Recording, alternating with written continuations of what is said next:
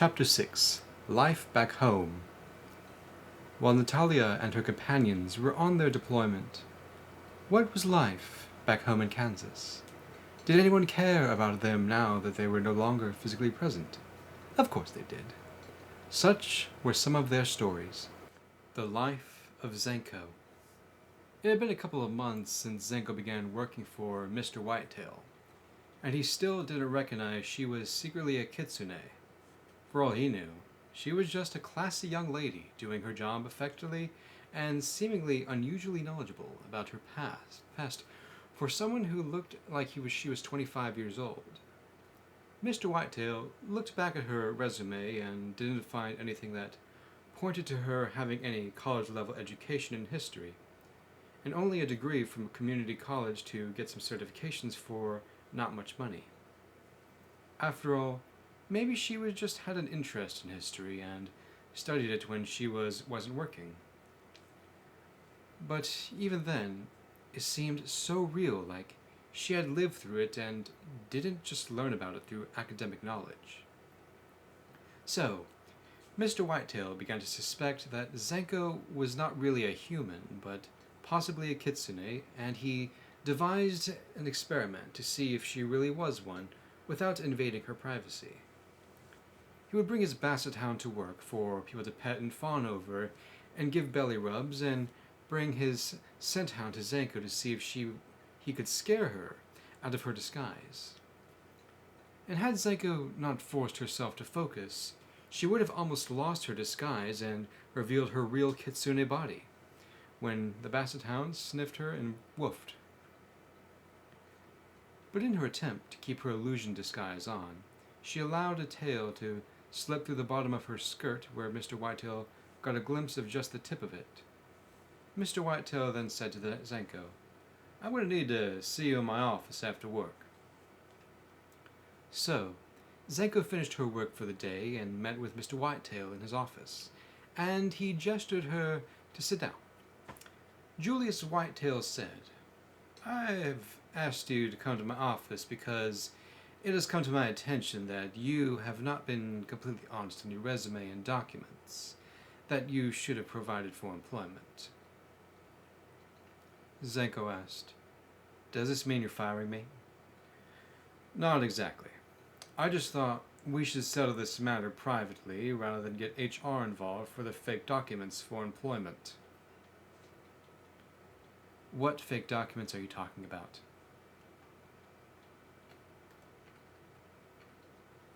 "It's more an error in your documents about your species. You're not human. You're a kitsune. And if you don't mind, please take that illusion disguise off, because now I know, and my dog helped me find out." Zenko did as she was told and revealed her seven-tailed kitsune form. Julius said to Zenko, "As long as you've been here, you've been doing well and have been beneficial to the company. So I'm willing to look over these falsehoods in your resume and documents about your species, age, so long as you update them. But now I need to ask, why did you feel the need to lie and appear human rather than be your real self?" Zenko thought with her heart. "I felt if I had shown my real self that I would be out of a job because you're Tanuki from the old country, and we haven't gotten along for as long as I can remember. So I felt like if you and everyone else saw the real me, you would all hate me and get rid of me." Julius laughed. "Oh, what? Have you forgotten which country you're in?" "No, but even here I feel like my kind isn't liked very much." "No, but here I feel like my kind is valued. Well, wait, we just don't like frosters. But you don't seem like one and don't have a criminal history, so I really don't care what you look like. Sure, also seem like you're much more knowledgeable about my people's history, as if you've lived through it. How old are you anyway, as that's also something you're going to need to update on the files?" "I'm at least 800 years old, but I stopped keeping track after the first century." "So, You must be old enough to remember what the beginning of our civilization looked like. And this is probably sounds like a silly question, but did you ever get a chance to meet Moshe the Blacktail in person? He's kind of an important part for the founding of Tanuki civilization and was allegedly taught the ways of life by a good kitsune by the name of Friar Victor in your society, no less. Zenko tried to hide her warm feelings about her brother's name being mentioned. That was a very long time ago.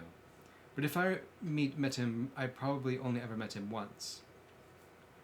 I was mostly raised by my older sister after my mother and father died, and she was very controlling and sometimes maybe a bit overprotective.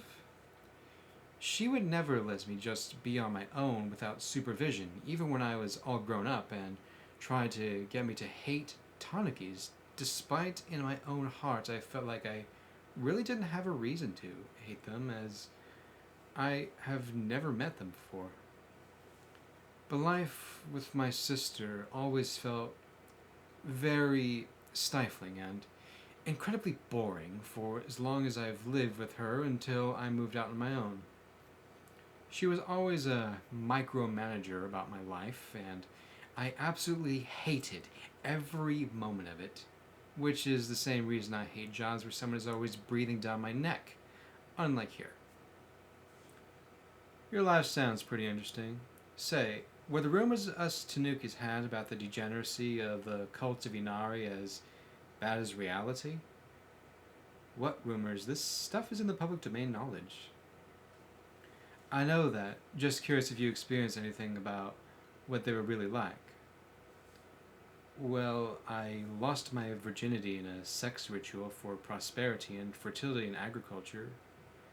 I didn't get pregnant because female kitsunes can only get pregnant during the late fall and early winter, but these sorts of things like agricultural fertility sex rituals were common, and for a short time, centuries ago, I was a shrine priestess, which was why I did that. And it's certainly not something I'm proud of, and it felt incredibly embarrassing when I brought that before my father confessor during my life confession, along with the other hedonistic things I did as a young vixen. But because we're at work, I don't want to go into detail about all the really debaucherous stuff that the cult of Inari did when I used to be a part of it. I am all too grateful to see Friar Victor finally becoming a priest and helping get rid of that cult and putting it in the dustbin of history where it belongs. Even with you toning it down, it's almost too much information, but damn, how did you go from cults of Inari to being what everyone perceives as a cinnamon roll? Let's just say my former hedonistic life really wasn't good for me, and I was pretty much destroying myself, and I didn't want to live that kind of life anymore, and it didn't feel authentic to the things I value. And what are those things you value? I value honesty and being genuine and living completely hedonistically and erecting an idol to that. Hedonism is completely incompatible with being honest and genuine. I'm kind of the person who would rather you tell me the truth even if I don't want to hear it than be numbed by pleasure. And I feel like people, even though this included me for a short time, that live solely for pleasure and money are beneath even animals. They're not people to me, just like the heads of kitsune corporate conglomerates that are some of the most dishonest and greedy people, even if you can even call them people, that will pay their employees starvation wages so they can afford their 10th yacht, all while putting on a fake facade of virtue signaling. It's things like these why I never want to go back to that first world hellhole that is my country of origin. And another reason is that I value freedom I have here, and I don't want to be subject to Queen Inari's stifling presence. Well, I'm happy you're not like Inari as far as I can tell. My soon-to-be son-in-law tells me how the most common cases of fraud he has to deal with, or where he works with as a real estate agent, is when a kitsune uses their illusion magic to give false value of their house, during appraisals to either make the house seem more or less valuable than it really is. I know, he told me, but I can't expect much better from a culture that emphasizes such value on appearances before other people. So, my older sister considered me a dissident because I actually had integrity and did what I felt was the right thing to do, even if I ended up being wrong. And that sheer lack of integrity and abundant vanity is what makes me sick and why I have a deep rooted resentment towards my older sister. I also didn't inherently hate Tanukis back in the day, before Tanuki civilization, because I always had the suspicion that the ones we ran into that were causing problems were not their best people. I read the works of Amenhotep and Friar Victor's own personal notes about them, and these troublemakers were very inconsistent with what those two recorded about pre-Tanuki civilization, leading me to suspect these were criminals being punished by being banished from their tribes, which for a primitive nomadic hunter-gatherer society is basically a slow death sentence. Now, for as interesting as your laugh is, I don't want to keep you for too long. Go home and do whatever it is you're going to do today and update those documents.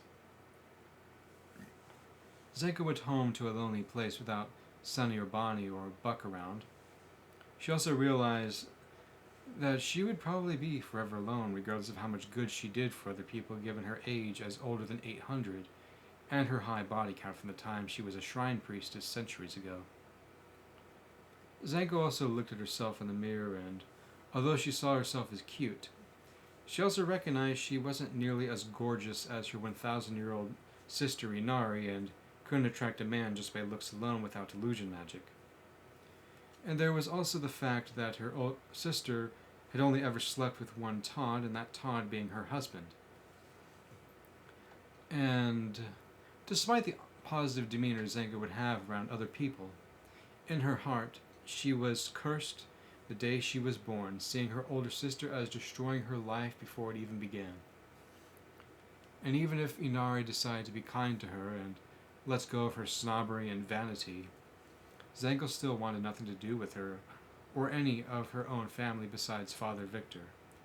Not telling her that Father Victor was going to do great things and not letting Zenko know in advance so that she could be there for him was unforgivable.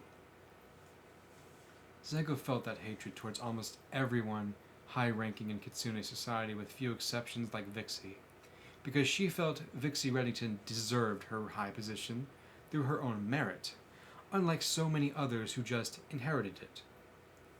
And if she ever did return to her country of origin, she would want to live under Vixie's domain rather than live in Inari's palace, where she would have a comfortable life. Because for all the luxuries in the world, they are all made meaningless when stuck with a contentious, vengeful, and vain vixen.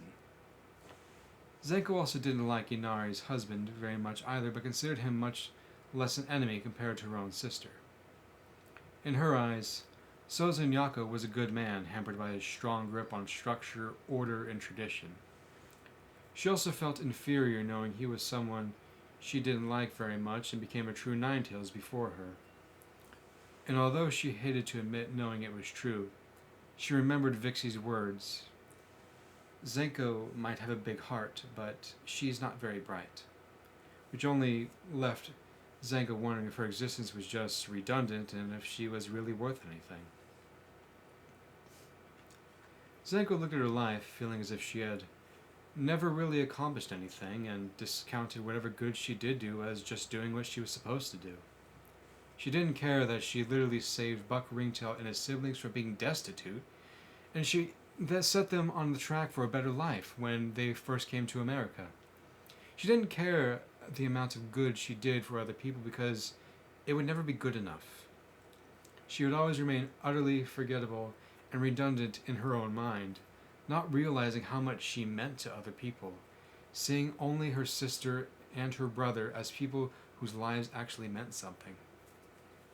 She looked at herself as more than 800 years old and hasn't even gained her 8th tail, and knew she had no one to talk to about her deep feelings with that air of toxic positivity so common in American life, where it's not okay to not feel okay when there's something very wrong. When looking at her life, she just saw herself as a waste of a kitsune, feeling that without children she was worthless as a vixen. And unlike her sister Inari, she didn't have the money for those procedures to make her fertile again and in her old age, and would most likely die alone, having never accomplished anything worthwhile either. It also didn't help that by the customs of monasticism in kitsune society that, because of her age, she couldn't become a nun either, so would just be left to be an old hag with no real family by her side. So as she helped Buck raise Sonny and Bonnie, and still does, she felt within herself, it's too late for me, but it's not too late for you. So, I'm giving you the life I could never have. The Life of Inari and Souzun Yako. Inari and Souzun Yako knew each other for as long as they could remember. Yako was her right-hand man for centuries. She could rely on for just about anything. He was honorable, traditional, stable, humble, and had a pure heart. All things she wanted in a Todd more than money, as she was already the wealthiest person in kitsune society. And for centuries, Inari had small moments of a little friendly romance between Yako when others weren't around. After all, what does the Empress have to do with those who aren't nobility? She also knew that Yako was a widower and had his family murdered by tanukis. So she didn't want to press her affection for him too forcefully. So she didn't have to relive that time. She was also incredibly preoccupied with ruling her kingdom and performing priestly duties as the image of Inari, after inheriting it from her mother in succession to the throne. Such is life in kitsune society for as long as written history can remember. The emperor or empress was always to inherit the role as both king and priest, as a member of the pantheon, representing her people before the gods. And the most important in kitsune paganism being Inari, associated with prosperity and fertility. And this was because, for most of kitsune history, the kitsune society was not a military empire, but a trade empire of industry and agriculture. And after the queen of the gods was Inari named, as the symbol of prosperity for kitsune society. And in her training to become empress, Inari was always diligent after her brother gave his birthright to become emperor to her. And in her diligence, she always looked down on her younger sister Zenko, seeing her as lazy and undisciplined, even though she was just a child at the time. But that view of Zenko never changed even after Zenko had fully grown and become a productive member of society. And in Inari's heart, she felt towards Zenko, what do you have to complain about, Zenko?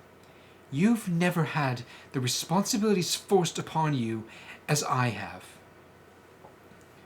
Such was the kind of person Inari's always was, besides just being naturally beautiful to look at. She was diligent and very minded on order and stability, seeing it as beneficial to her kingdom. If the 7 deadly sins were applied to her, sloth would be nowhere on that list. And Inari utterly despised sloth with a burning passion. And she had an adage posted on pillars of city gates throughout her kingdom that said, "Sloth is the mother of poverty." And neither was lust a vice for her, seeing sexual relations as really only for physical intimacy with her husband and having children, and otherwise refrain from all sexual content, despising the very industry of pornography itself for its exploitation of women. And shortly after becoming a catechumen, she universally banned the sale and production of porn in her kingdom, leaving the only places it could be found being on the black market. But even if she was not a slave to lust nor sloth, her principal vice was vainglory. It was not for sensuality she wore form-fitting clothing that accentuated her voluptuous figure, but because of the attention it gave her and how it caused Taz to become uneasy in her presence. She did not have lavish parties or donations out of generosity, but out of how it caused her to appear as a great person before other people. Such many of her actions as empress, such as ensuring the sustained prosperity and equality of life and stability for most people, was not evil in and of itself, but combined with her vanity made her actions repulsive to the people closest to her. In the second place of her greatest vice was avarice, and her love of wealth. She was born into wealth, and didn't need to work hard to achieve it, solely because she already inherited it, and had the power to tax wealth from other people against their will. But despite this power as the Empress, she did not abuse it, seeing the long-term consequences of excessive taxation leading to mass poverty that would come back to her as her own poverty with nothing left to tax. Therefore, she sought a balance between what she perceived as reasonable taxation that would allow for the reasonable quality with public services and economic activity, while also fueling her lavish lifestyle. After all, money is worthless if there's nothing to buy with it. But what was truly a symbol of Inari's avarice was not her love of having nice things, which is common to many people, but her use of dark magic and an artifact passed down in her family for generations, known as the Keys of Prosperity, even before she learned they were powered by dark magic.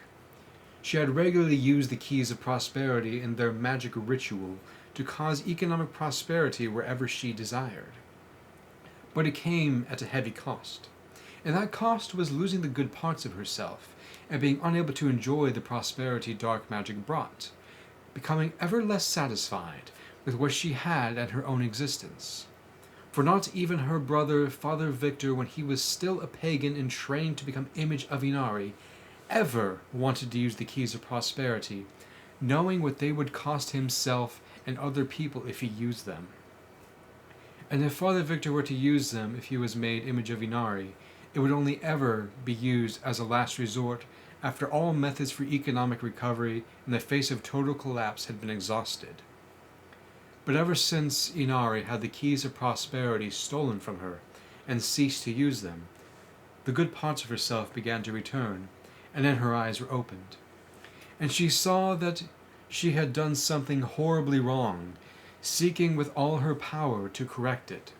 Such led Inari to take action she did to make a sacrifice to the only God who had the power to change things for the better, and her offering was to destroy the Keys of Prosperity and renounce her title as image of Inari. And another change she made was in her saying regarding the matter of this god's temples. I refuse to tax the church because the church has already given so much to the world and continues to give so much, that to tax it would be tantamount to sacrilege and inviting a lifelong curse.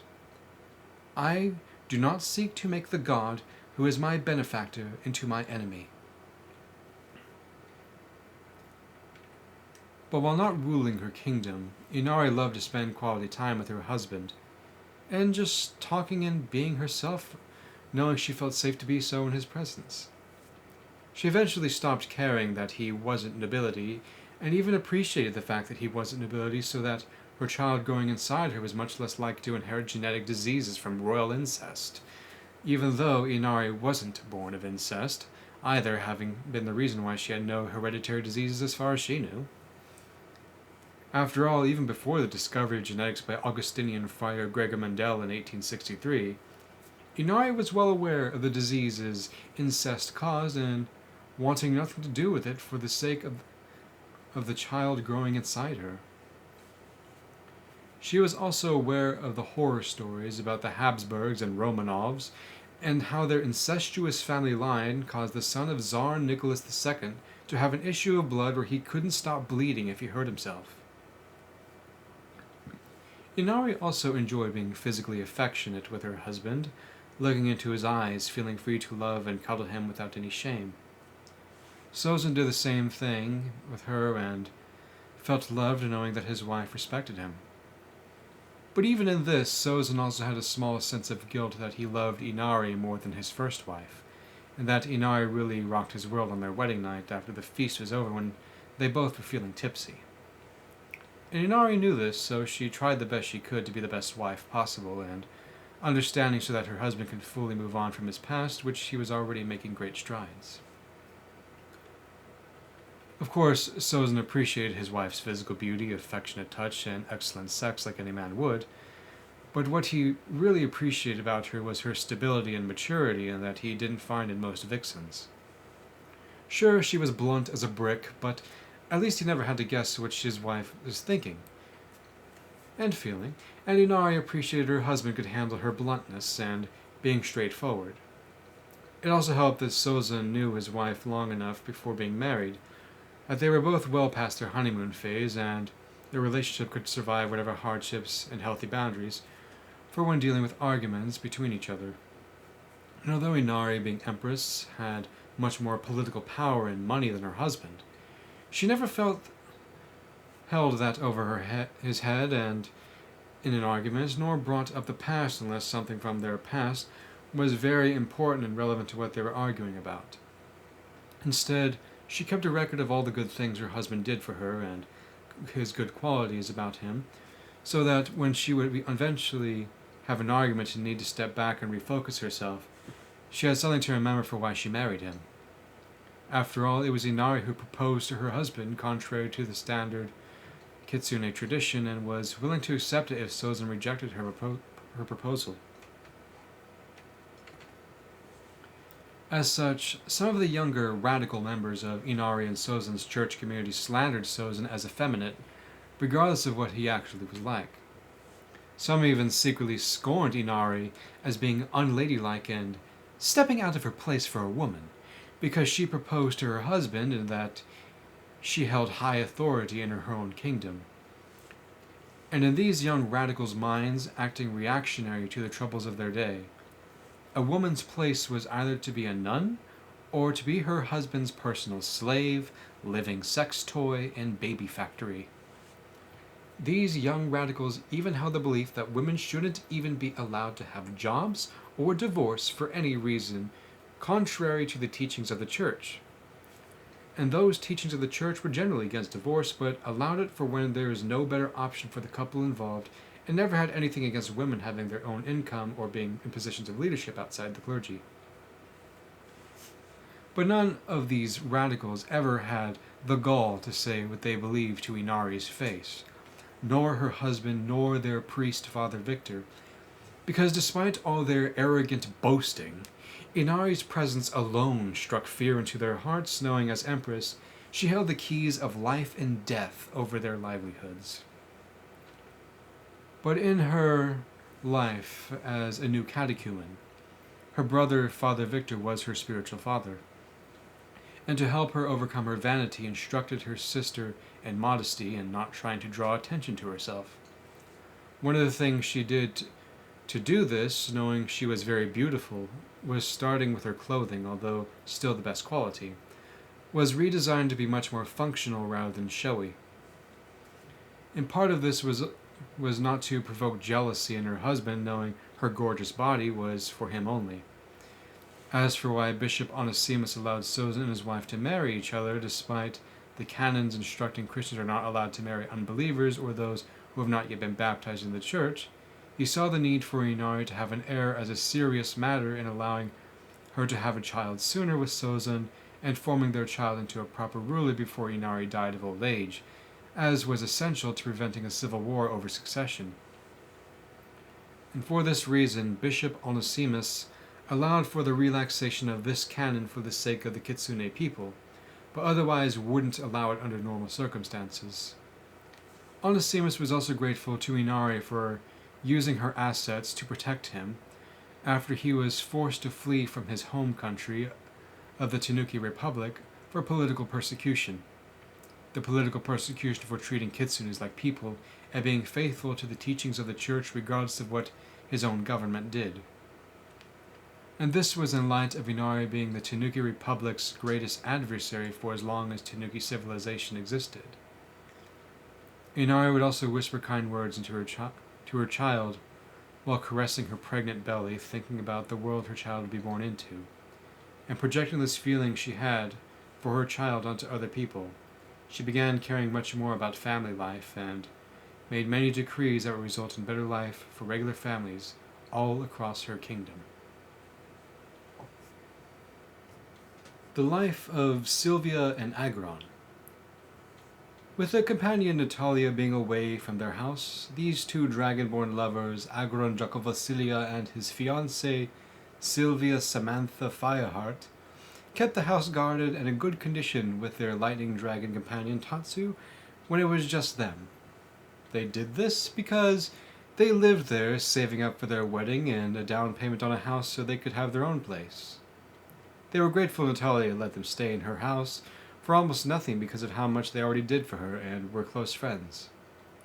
Also, no one wanted to rob Natalia's house, knowing what happened to the Valkyries that tried when Agron was home. The Valkyries didn't die, but were brutally beaten and gored from Agron's spiky tail and claws, as their weapons didn't do anything to his scales in his dragon form. He was also intimidating to look at, even without using his dragon magic to transform into a large bipedal dragon. He was a muscular dragonborn with fire dragon magic with 4 sharp horns on his head, generally benched 1,000 pounds for physical exercise, and had a stoic expression most of the time. But he wasn't heartless, but had a very big heart, full of passion and love for other people, and only put on a stoic expression to scare people that would try to take advantage of that heart of his. His fiancée Sylvia was similar to him in physical strength at 6 feet and 1 inch tall, and had a rare hereditary trait that made her physically much stronger than most dragonborn women, weighing at 285 pounds, but didn't look like a bodybuilder because she had a normal amount of body fat for a woman. Instead, her limbs and torso just looked thick and bulky, but not fat, as if touched were very solid and firm. She used to be self-conscious of this trait of hers, so she wore bulky clothing with long sleeves to hide this part of herself, as it didn't feel very feminine to look that way. Never mind she used to be a paladin on her homeworld of Droxus, but tried to look cute with her cute little horns on her head, and kept one expression to not seem as intimidating. She also enjoyed physical exercise as much as her hobbies, or any sort of physical activity when not studying to be a physical therapist.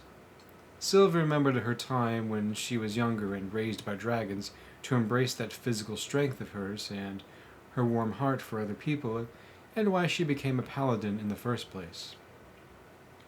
She was also a pious woman, even if not liked very much on her homeworld of Droxus, because she was raised by dragons, and dragons being seen as evil monsters, and not the high-intelligence animals they actually are, with the intellectual capacity of a human 13-year-old.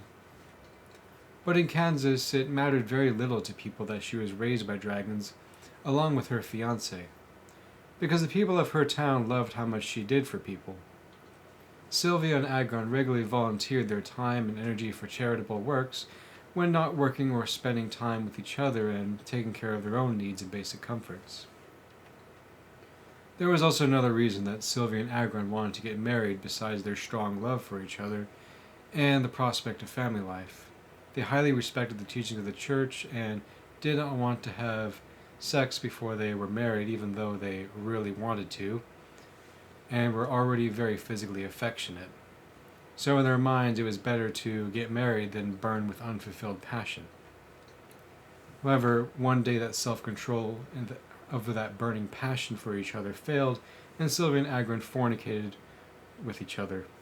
And after they had pleasured each other enough and the passion subsided, they realized what they did and immediately went to the church to confess their sin and schedule the wedding for as soon as possible in the case Agron got his fiancée pregnant, fully intent on raising their child together if they had one.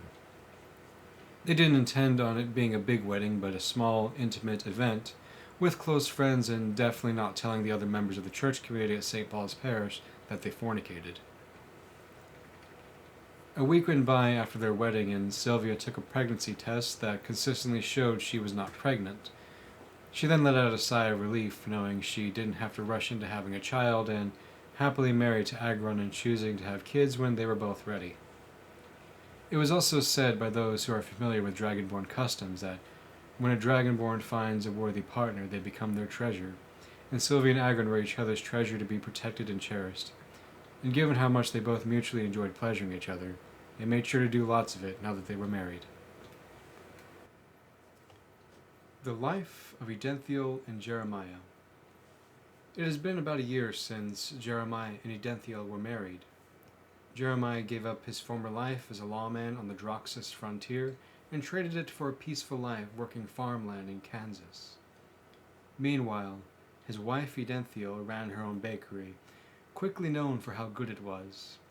But by this time she was already 9 months pregnant, with 2 baby girls and the bulge on her belly being quite large. Then it happened. Her body felt incredibly painful as Jeremiah carried his wife to the car and drove her to the hospital knowing she was in labor. The nurses quickly moved Enenthiel to the maternity ward and monitored her health closely to make sure their 2 baby girls would be born healthy and treat any complications that might arise. And within about half a day, Enenthiel gave birth to her 2 baby girls as the pain greatly subsided. The nurses then did some tests on Enenthiel and administered some treatments to help with her recovery, as well as thoroughly checked to make sure the baby girls were healthy and ready to go home after receiving a few vaccinations. Enenthiel then asked her husband, "What should we name them?" Jeremiah thought for a moment, and thinking of his wonderful sister, he answered, "Ariana, after my sister." "And I'll call the other girl Philomena, after my own sister, who is an amazing person." Enenthiel and her husband returned home with their 2 infant daughters, with Enenthiel fully prepared to get little sleep, feeding and taking care of her daughters for the next few months. But regardless of how much stress it put her through, she didn't care as long as her children were doing well, and when her beagle Patches saw the babies, he sniffed them with his super sniffer and just looked at them with a protective gaze, looking back at Jeremiah with his beagle face. Patches then snuggled up to the baby girls, giving them his warmth and a watchful eye for any threats around them. And even if Patches was only 30 pounds, he would do his best to defend those babies if it ever came to it. It was a true sign that a dog is a man's best friend, while a woman's best friend is a diamond, is nothing more than a shiny rock. And like all well-socialized beagles, Patches loved children and would chase them around when outside, and over time, Patches became the baby girl's best friend. The Life of Father Victor. As parish priest of St. Nicholas, enlightener of the Kitsune clan monastery, his life radically changed from when he was just a regular monk. And for as much as he wanted to maintain the same level of ascetical discipline of his many centuries, he did not, out of obedience to his bishop metropolitan Onesimus, who said to him, "I have spoken with your sister and your physician, and has performed your health checkup. From what they have said, I am ordering you to reduce some of the labors for the sake of your health at 1,000 years old, and so that you will be in much better condition to take care of your flock. Here is a list of some of the reductions. You are no longer allowed to sleep on the floor of your cell, but will spend the day with your sister shopping for a proper bed for restorative sleep and spinal health. This should not be an issue given your sister's refined taste and has a budget so high she could buy you any bed she wants. Second, I am ordering you to get a minimum of 7 hours of sleep a night, so you are awake and fully alert given that you have many more responsibilities to attend to than before. Your flock cannot afford you on your 4 to 5 hours of sleep a night schedule. Also, because you will be doing much more traveling and working, I am limiting your prayer rule to being no longer than 30 minutes and shortening your voluntary fasting of 5 days a week to being no more than 3 days a week of a typical monastic, with the only exception being the fasting seasons. We don't need you ending up like Seraphim Rose, who fasted and lived so far beyond what his body was capable of and died in his 40s. Father Victor asked, "Is there anything else you would have me do?" "I ask that you spend quality time with your closest spiritual children, that being Vixie, Todd Reddington, your sister, and Souzun Yako, because of how much they have done for us. Besides, you need that support never, given how much of your catechumens have been getting out of control despite your best efforts and intentions. But if they don't listen to you, or me, or any of the mature Christians in their communities, They are not to be baptized until they renounce this ideology that is degrading women as little more than property of her father and husband, openly in front of the whole congregation. The Church has no tolerance for such dehumanizing ideology in her theology, and that extends to these arrogant catechumens' open philotism and idolatry of my country of origin, as if my country of origin were some sort of promised land. My vision for the Kitsune Kingdom is to redeem everything that can be redeemed as the apostles did before me, with the Greeks and the Romans. And these arrogant catechumens stand in the way of that vision of redemption, which the hatred of their own country, and an excessive infatuation of mine, so much that they are willing to forcefully learn the Tanuki language, wear our fashion, dogmatize our cultural customs, and hate everything their own country stands for. I'm all too familiar with it, and on some level I can sympathize with them while rejecting their ideology, because I know it is partially inspired as a reaction against the excesses of Kitsune civilization, and a flawed belief that somehow Tanuki civilization, the Kitsune's greatest political adversary, is untainted. I remember an associate of mine named Finnegan, who tells me about when he was living as a Russian Orthodox convert in America, how there were a bunch of young men doing similar things in the 2020s, but instead of it being Tanuki society, it was Russia, and even idolatrously calling it Holy Russia, as some sort of Orthodox Christian promised land. Those young men rejected almost everything their forefathers fought for, which included, but was not limited to, their freedoms as defined in the American Republic's Constitution, opportunity for their work to matter, and not caring about people's lineage and what class they were born into. And in the place of their American heritage, they wanted to exchange their freedoms to live under an autocratic monarch, as if this were somehow God's divine image. Never mind that all people are made in the image of God, and that most monarchs that I have experienced are closer to King Saul and Ahab than King David. And I wouldn't trust someone like King Saul, or even a good king like King David with half a continent, which was the size of the United States back in the 2020s, when all these radicalized converts were becoming Orthodox Christians. We don't even let the person who writes the check sign the check in accounting, which is nowhere near to the size of a whole country. And if we can't even properly handle money without separation of powers, we surely shouldn't have one person or very few people monopolize money, resources, and what to do with it. Likewise, in my own parish, I also practice separation of powers with high transparency to reduce the likelihood of scandals should arise where I mostly concern myself with sacramental duties and servant leadership, and as a visionary. And my spiritual daughter, Chief Executor Vixie Reddington, has been an excellent example for me to learn from in leadership and politics, and so much so that even Inari has been taking notes observing her. I've never been put in charge of really anything this important before, so I'm grateful I have someone like Vixie to learn from. I have also noticed just how much Vixie has done for your congregation, and even catechized a lot of the young vixens very well, even if she didn't have much time to instruct them because of her many responsibilities as one of the 9 executors. I have also overheard her husband, Todd Reddington, say how great of a life partner she is, and him wondering what he did to deserve to have a Vixie as his wife and a mother of 10+ kids. If anything, she makes me think if you were a vixen and chose to live the married life, as if she's almost like your own daughter, like you raised her or something. As a matter of fact, I did raise her when she fled from her family. Terrible people to her, so I don't blame her. I couldn't just leave her alone, and I didn't want her to be forced into prostitution to survive.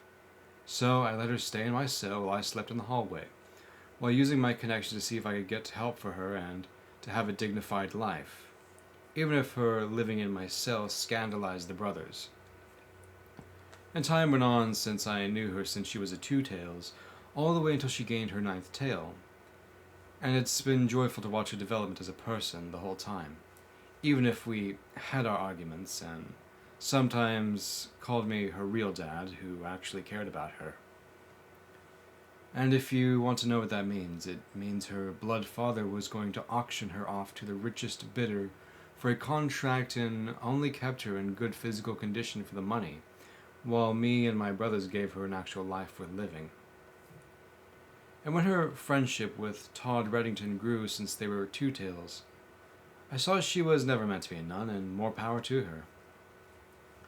I've also met her children, and she has been an amazing mother to them, even if most of them don't talk to her anymore and live in Sorcerer, now having their own lives, separate from their parents. But if you have nothing more for me to do, I should get on with my sister and do some shopping for the bed.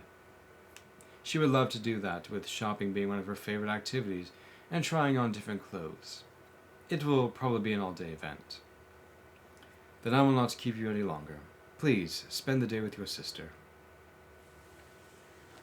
Father Victor left his monastery to meet with his sister Inari, and for someone as minimally expressive as herself, she seemed a bit giddy to do some shopping with her brother. She didn't care that it wasn't for herself, but simply said, "About time you got a proper bed and stopped sleeping on the ground like a homeless person. You deserve better than that, so I'm going to get you the best bed I can find." Father Victor put his paw hands up and, motioning for his sister to calm down, Father Victor said, "Hold on a minute, I know you're excited about this, but I just need a basic bed that supports good spinal health for me." "But you're worth more than basic. Why not something better, like a moving bed that is both heated and cooled and vibrates, giving you a nice massage on your back needs after working all day? I know I turn mine on from time to time because I like the way it feels." "Listen, I know you love me and are just trying to show you care, but think of what other people are going to think if they see a priest and a monk having a luxury bed when they can only afford basic furniture. It's not a good look. Who says any of them have to go into your bedroom? You're not sleeping with any vixens, are you?" "No, no one is going in my cell except me and sometimes other people. And no, I am not sleeping with any vixens." "Then who is going to know you have a luxury better than you and those few people? Anyone those people share it with." "I will grant you that, but still, you need sleep, and if you don't get some sleep, I will personally come into that cell of yours and make you sleep through the night." "That won't be necessary." "I hope so. Or I'm pinning you down, brushing my tails across your face, and putting a sleeping spell on you, and then I'll have someone help me carry you to a proper bed. Besides, your bishop has asked that I channel my spending habits into other people rather than myself to fight my avarice, and I want to spend money on you. So I'm buying you a proper bed whether you like it or not. And maybe it'll be ascetical to do something you don't want to do, like get a full night's sleep.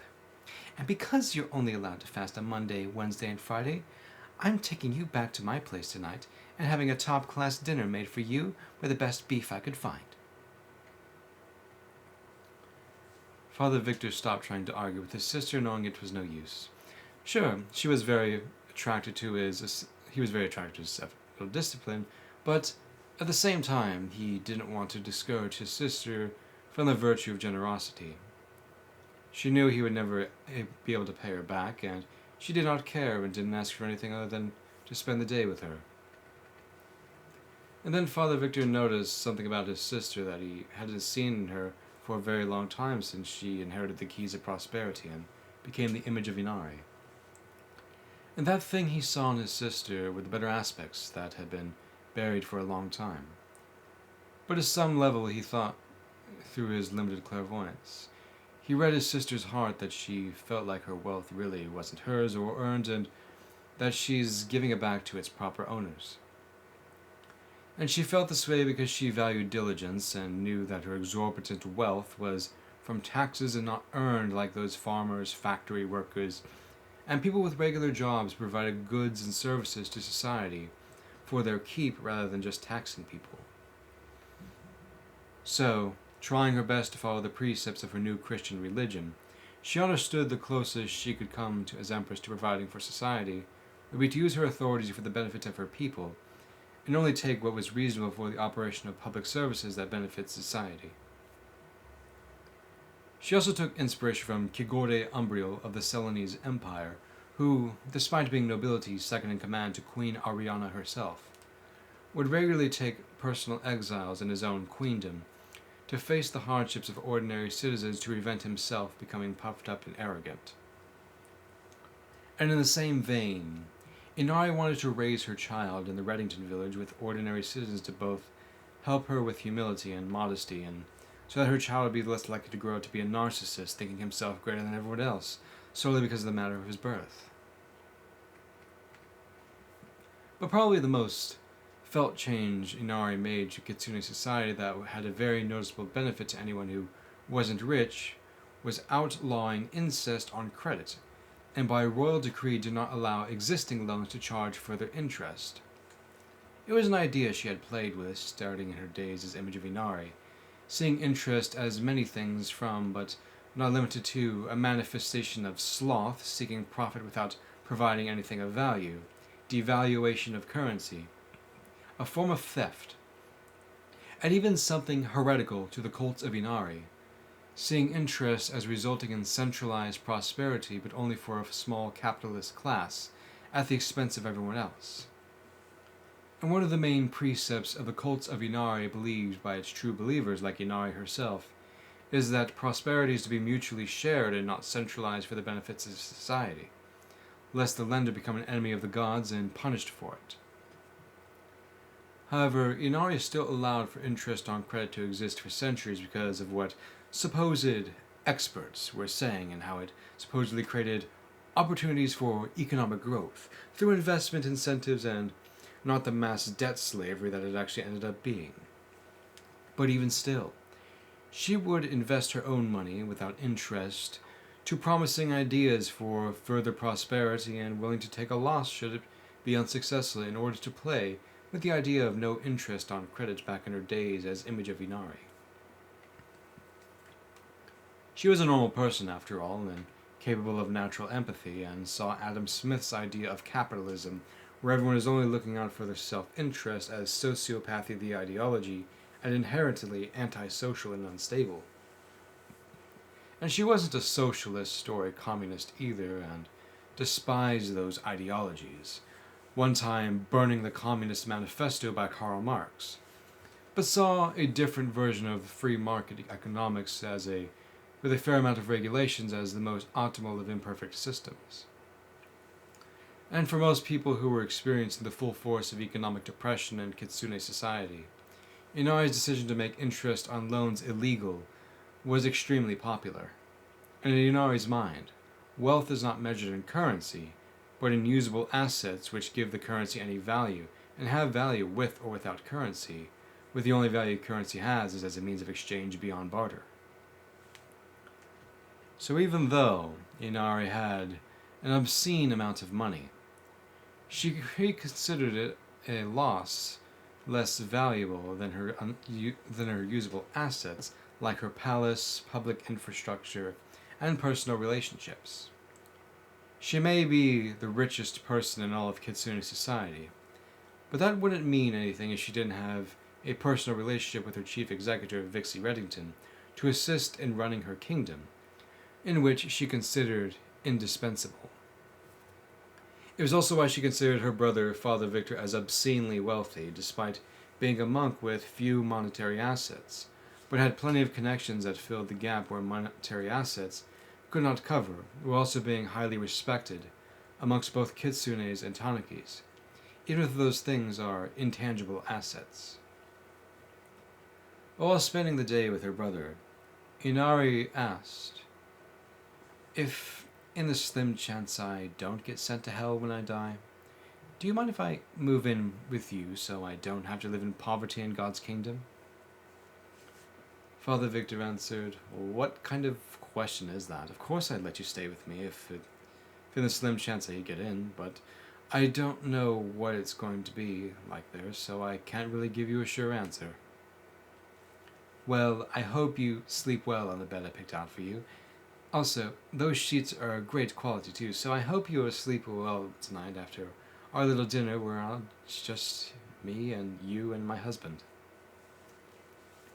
Father Victor then had a lovely dinner with his sister and returned to his cell to find that his sister changed the order and brought him a luxury bed and sheets anyway. But despite this, he didn't use any of the extra features and treated it like a normal bed, and for the first time in centuries, slept the whole night feeling invigorated like he became a few centuries younger. The Life of Dixie and Vixie. Given that Dixie and Vixie's personal assistant, her life was pretty uneventful apart from the one incident where she had to defend her life from a serial killer, Gumiho, with her revolver she thought she would never have to use. And after that moment and being traumatized from having her tanuki liver almost ripped out of her body and eaten alive, she needed therapy and took a few weeks off work with her boss, Vixie, completely understanding about the whole situation. But now things have been normal again for a few months, back to working for Vixie Reddington after her therapist helped her become desensitized to going back to Todd's Tavern, where this all happened, so she was less likely to get PTSD symptoms. Todd also asked Dixie not choose to work the night shift at his tavern because of what happened there, and didn't want Dixie to experience traumatic events even further, and flashbacks of Gumiho incident as if it were still happening. And for as much as Todd appreciated what Dixie did and how she would sometimes work the night shift, he cared about her well-being as a person, which was rare for a kitsune to do for a tanuki, as they were supposed to be enemies. But as Vixie's personal assistant, it was a mundane, peaceful, and predictable life that paid well enough that Dixie felt she could raise a family just on her income alone.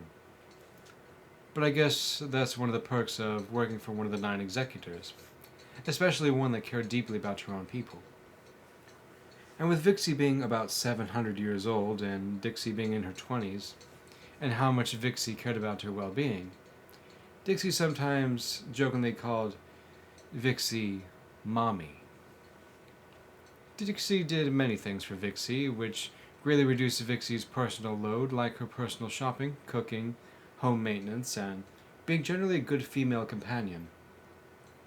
Vixie also appreciated Dixie's ingenuity with her creatively solving problems before they happened at all, while having no education beyond a high school diploma.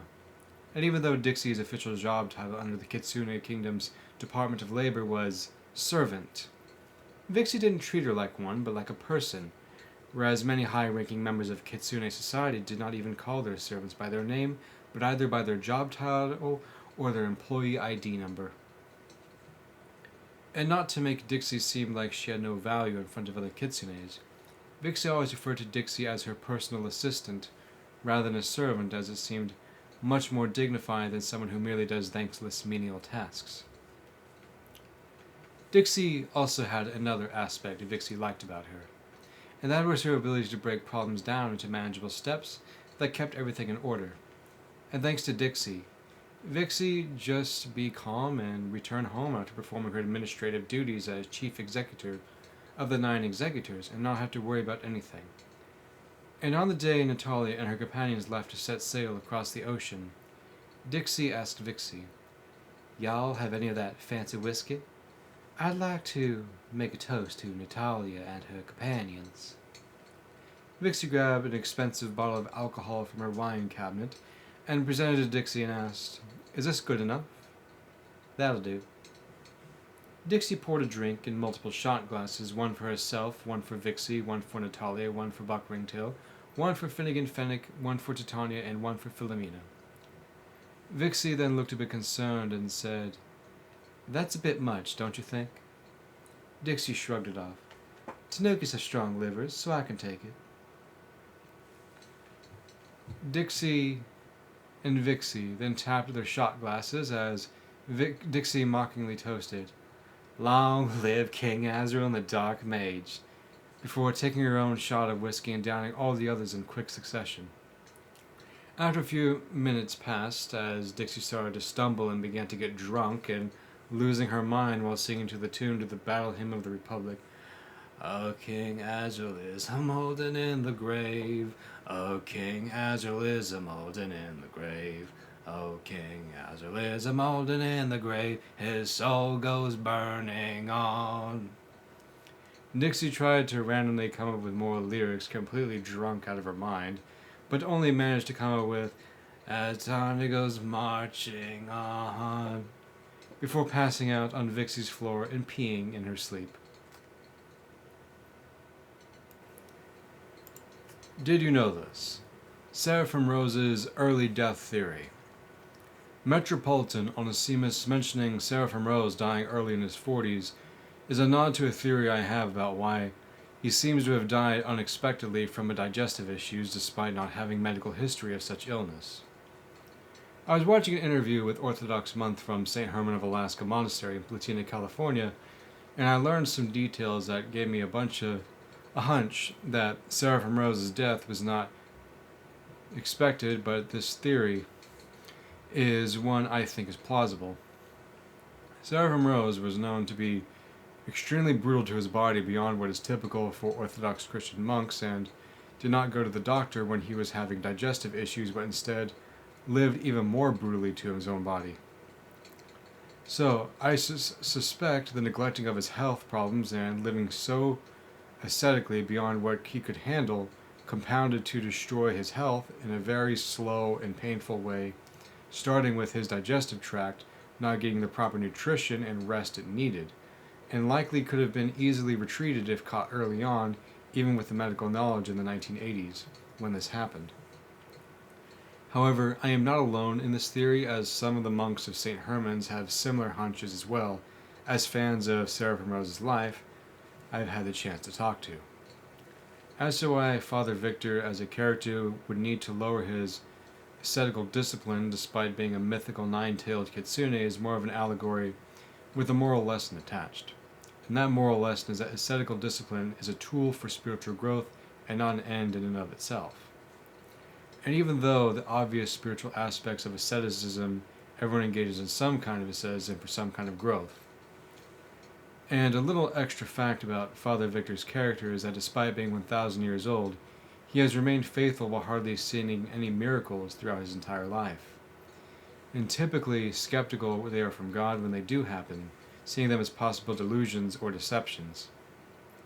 And this comes from Father Victor being a kitsune very intimately aware of what illusion magic can do, and knows that it's not only God who can do miracles, but also other spiritual entities like angels, as well as the demonic, like the pagan necromancer in the Old Testament book of Samuel, who attempted to summon the soul of the prophet Samuel to gain secret knowledge for King Saul. Shrine Priestess Prostitution. When Zenko mentions that she used to be a shrine priestess centuries ago and had sex rituals for prosperity and fertility in agriculture, this is based on actual history in many pagan societies.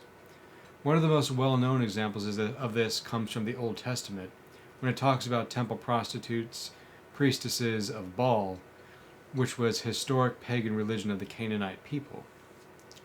Typically, this ritual involved many men having sex with the temple priestess and sacrificing the baby by burning it in the bronze hands of the idol of Baal, for the purpose of bringing fertility and prosperity in agriculture. This is what is being referred to in Deuteronomy when God commands the Israelites not to let their children become temple prostitutes or let their children pass through the fire, which would be the burning of their babies alive and sacrifices to the pagan idols like Baal. It's a similar concept in Zenko's case, minus the sacrifice of infants, when she was a shrine priestess like in the late medieval Kitsune society. Zenko is also a classification of kitsune in Japanese kitsune folklore that are usually low-ranking servants and messengers of the kami Inari, who is associated with prosperity in agriculture and sometimes prostitution, which makes sense why Zenko would be a shrine priestess for a short time, acting as a sort of mediator between Inari and regular kitsunes of kitsune society. Zenko can also mean virtuous fox, hence Zenko is also seminal and generally a good person. The Battle Hymn of the Republic origin. The Battle Hymn of the Republic is a Protestant American hymn when removed from its historical context, is actually something quite wholesome and considered to be the much better and unofficial American national anthem, but as it seems more like a song that can belong to anyone else. It was even sung by both sides in the American Civil War.